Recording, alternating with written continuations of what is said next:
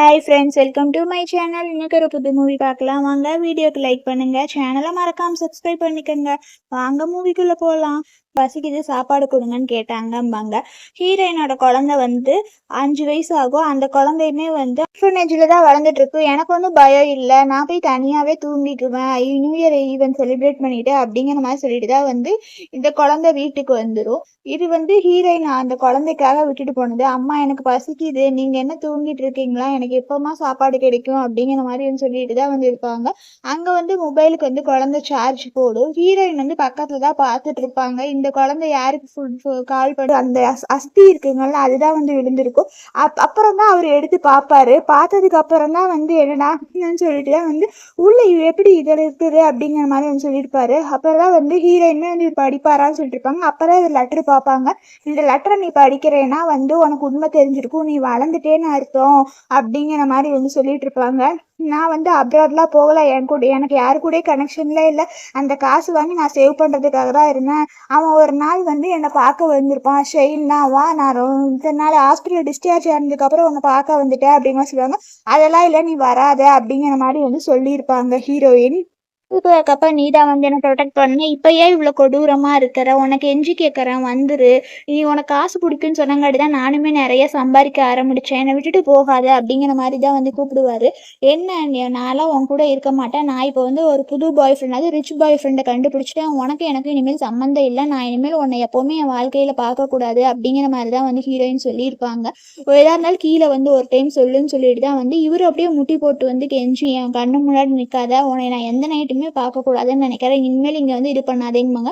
நான் பண்ணது நல்லா தான் பார்த்துக்குவாங்க. ஆனால் அவங்க திடீர்னு மென்டலி ஸ்டேபிள் இல்லாதங்காட்டி என்ன ஹீரோயின் மேலே சாப்பாடை கொட்டுறது, அவங்க ரொம்ப ஒவ்வொரு நேரத்துக்கு மைண்ட் ஒரு மாதிரி பேசுவாங்க. இவங்களுக்குமே அவர் ஷெயின் கூட இவங்க கனெக்ஷனில் இருக்கிறது அவங்க அம்மாவுக்குமே பிடிச்சிருக்காது தான்.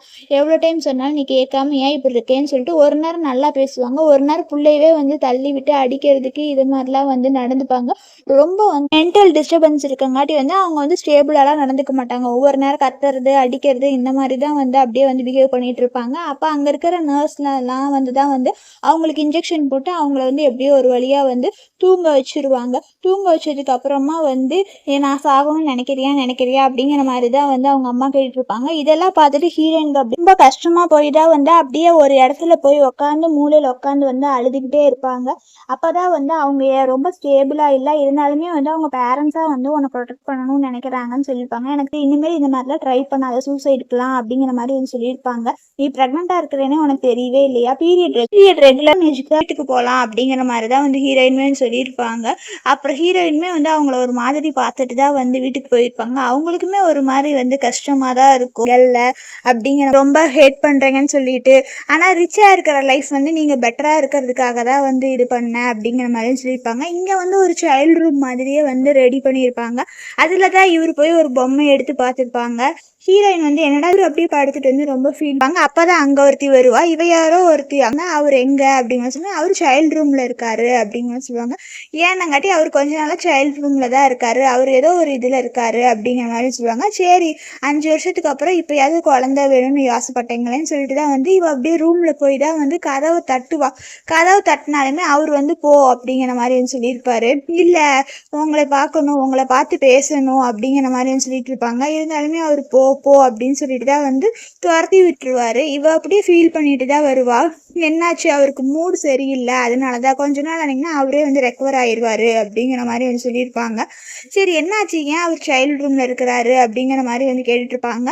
அப்பதான் இந்த குழந்தை இருக்கிறத இவ பார்த்தா, அவளோட பொண்ணு தானே நீ அப்படிங்கிற சொல்லுவாங்க. எங்க அம்மா இந்த குழந்தைய பிறந்திருக்கும், இப்ப மறுபடியும் பிள்ளை அனுப்பிச்சு குடும்பத்தை ஒன்றும் இல்லாம ஆக்குறாளா, இவளை சும்மா விடக்கூடாது, இவளை எதுக்கு இங்க வச்சிருக்கிறீங்க, இவளை தூக்கிட்டு போய் விட்டுறணும்.